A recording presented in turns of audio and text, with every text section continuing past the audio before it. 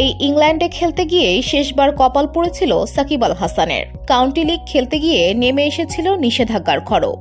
Bowling নিষিদ্ধ হওয়ায় পরবর্তীতে চ্যাম্পিয়ন্স ট্রফির দলেও খেলা হয়নি তারকা এই অলরাউন্ডারের। তিনি আবারও খেলতে যাচ্ছেন ইংল্যান্ডে। ইংল্যান্ডের 100 বলের ফ্র্যাঞ্চাইজি টুর্নামেন্ট দ্য 100-এর ড্রাফটে নাম দিয়েছেন সাকিব সহ 29 বাংলাদেশি। অবশ্য সাকিব এই আসরে খেলতে পারবেন কিনা তা নির্ভর করছে তাকে নিলামে কেউ দলে ভেড়ায় কিনা তার উপর।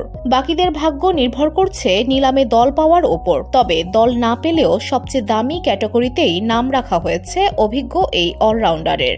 বাংলাদেশি ক্রিকেটারদের মধ্যে সাকিবের ভিত্তিমূল্য সবচেয়ে বেশি, 1,20,000 পাউন্ড। বোলিংয়ে নিষেধাজ্ঞা সত্ত্বেও দ্য 100-এর দ্বিতীয় সর্বোচ্চ ভিত্তিমূল্যের ক্যাটাগরিতে জায়গা হয়েছে তার। এরপর 63 পাউন্ড ভিত্তিমূল্যের ক্যাটাগরিতে জায়গা হয়েছে লেগ স্পিনার রিশাদ হোসেনের।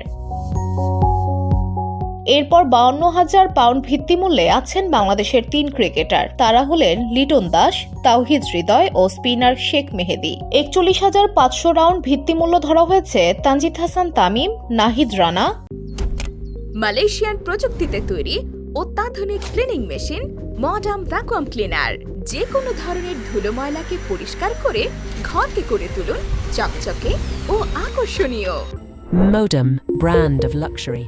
তানজিম হাসান সাকিব ও শরীফুল ইসলামের। আর নির্দিষ্ট ভিত্তিমূল্য নেই এমন ক্যাটাগরিতে নাম দিয়েছেন বাংলাদেশের আরও 20 ক্রিকেটার। সেই 20 জনের তালিকায় আছেন খালেদ আহমেদ, নাসুম আহমেদ, আলিশাল ইসলাম, জাকের আলী অনিক, ইনামুল হক বিজয়, ইবাদত হোসেন চৌধুরী, জাকির হাসান, সাইফ হাসান, শামীম হোসেন পাটোয়ারি, আফিফ হোসেন, মুকিদুল ইসলাম মুগ্ধ, তাইজুল ইসলাম, শহীদুল ইসলাম, কামরুল ইসলাম রাব্বি, হাসান মাহমুদ, রুয়েল মিয়া, মেহেদি হাসান মিরাজ, সৌম্য সরকার, রনি তালুকদার ও মোহাম্মদ সাইফুদ্দিন।